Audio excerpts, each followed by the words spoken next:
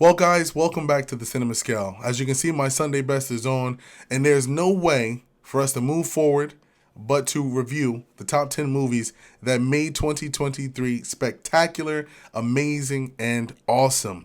These movies that have been selected were the top contenders in all of the movies that I saw this year, which was a total of 19 movies. And so we're excited to present them to you guys. And as you go through this lineup, be sure to reminisce. Where were you when these movies came out? What were you doing? And if you haven't seen them, I encourage you guys to go to your nearest TV and watch, buy, rent, download, stream these movies. All right, guys, here we go. Number 10, Indiana Jones and the Dial of Destiny. Here, Harrison Ford makes his final appearance in the beloved series, where he takes the role of Indiana Jones yet again, racing against time to retrieve a legendary dial that can change the course of history. He's accompanied by his granddaughter. He soon finds himself squaring off against a former Nazi worker who works now for the NASA or NASA. Very nice plot developed. Always a fan of how you can take the past from a movie and then tie it in with the current storyline of the movie. That makes a big difference. I really appreciate how they did that in this film. It's an adventure. And then add to it, it's an Indiana adventure. And that's really what makes this movie stand out above all the rest.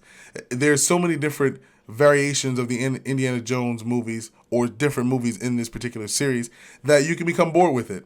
But it was a fresh story. It was a fresh perspective. And I love that it was a little bit modern. It still takes place in the 70s, but it's a lot more modern than his other movies that take place in the early 1900s.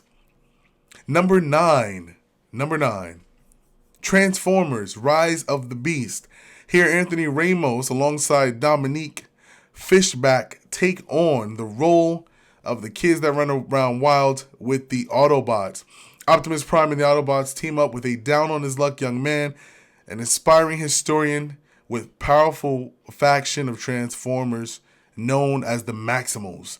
And so this movie was unique. It did have a very different undertone from the other Transformers movies. Like, after a while, you're watching Shia LaBeouf and you're thinking to yourself, okay, I'm kind of getting a little bit bored. How many times can we deal with this same scenario? Oh, the Decepticons are trying to get us and blah, blah, blah.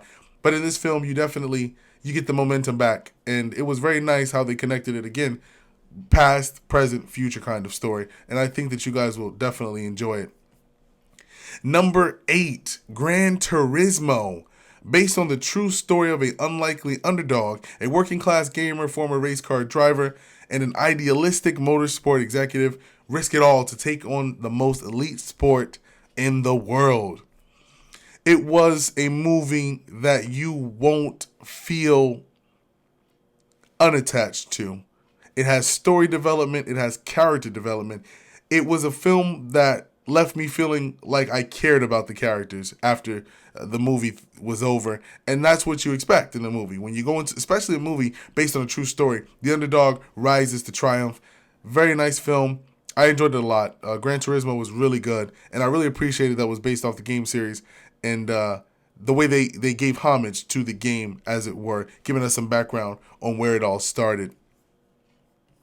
Number 7, Good Burger 2. Here in this film, Kenan and Kel make their debut back, not to the big screen, but to streaming.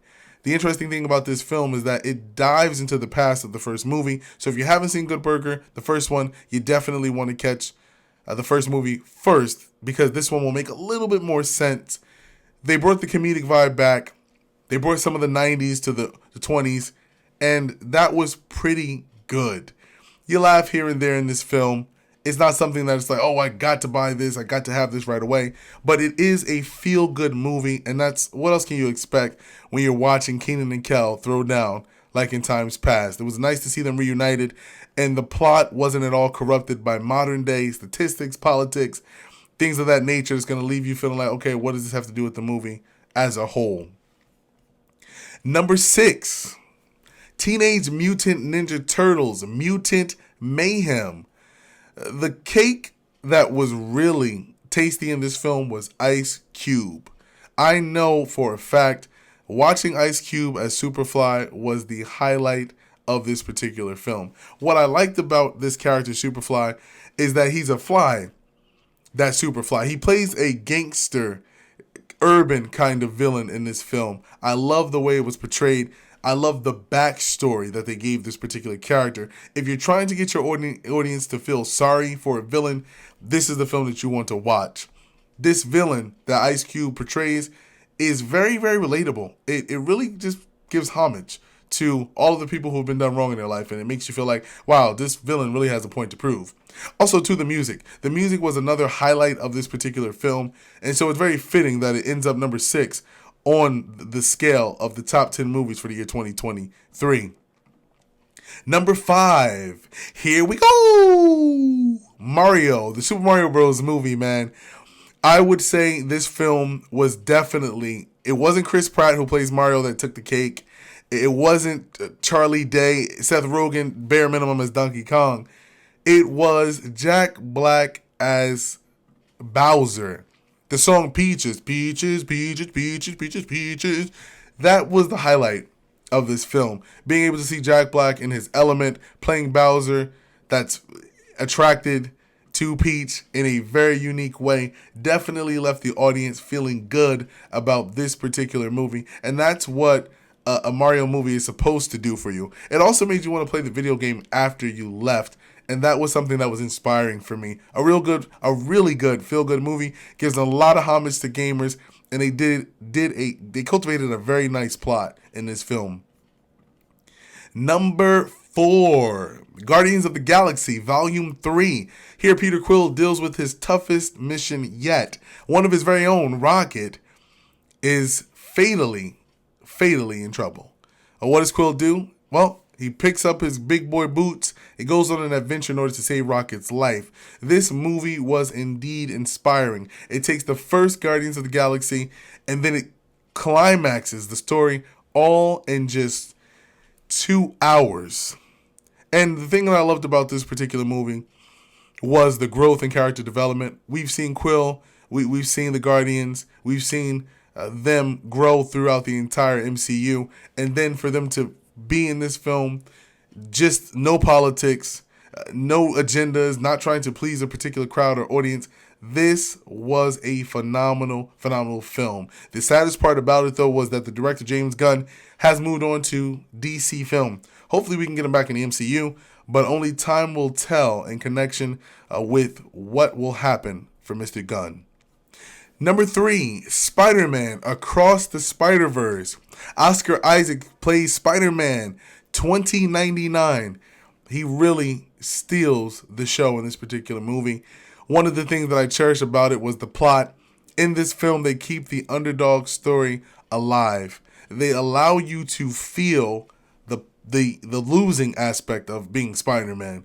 In this film, there is twists, there are turns, there's plot development, there's character development all over the place. Now, one of the things that people hated about this particular film is that it didn't have an ending. It kind of stops right in the middle and just goes to credits. It's part 1. Anxiously waiting a part 2. However, aside from that, great film. Really captured the essence of Spider-Man. Loved every second of it. Number 2, Mission Impossible Dead Reckoning Part 1. Here Ethan Hunt faces his greatest mission. He's not fighting against humans. He's not fighting against the nation. He is fighting a super powerful AI equipment called the Entity. And let's not forget that amazing stunt he did, in which he drives a motorcycle off of a cliff, putting much dedication into this film.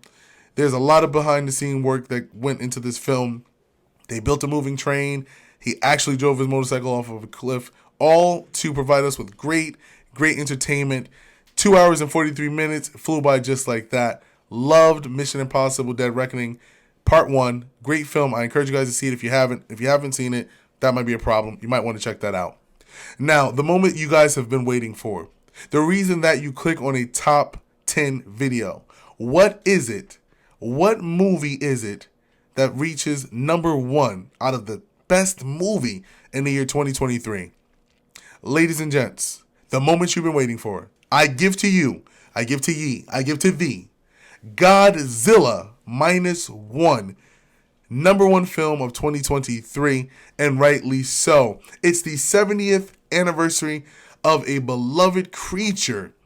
And the thing about Godzilla that really takes home the cake, the essence, the vibe, is that you care about the characters in a story about a monster. How they were able to do that, I don't know. A kamikaze pilot dealing desperately with the consequences of his choices. What a powerful movie development. There was good character development. You felt the stakes at every turn. You were on the edge of your seat, and when Godzilla appeared, you felt intimidated. What a phenomenal movie. Loved it. Saw it twice. Most of these films that I've given these top tier ratings to, I've seen at least 2 times in the theaters this year because they are that much good. What a wonderful lineup it has been of the best films of 2023. Now, fortunately, guys, where there is a best list, there's also a worst list. In the next video, let me know what you think about some of these disgusting films that were released this year in 2023, and I'll be back with you guys next time. Love you all. Peace out.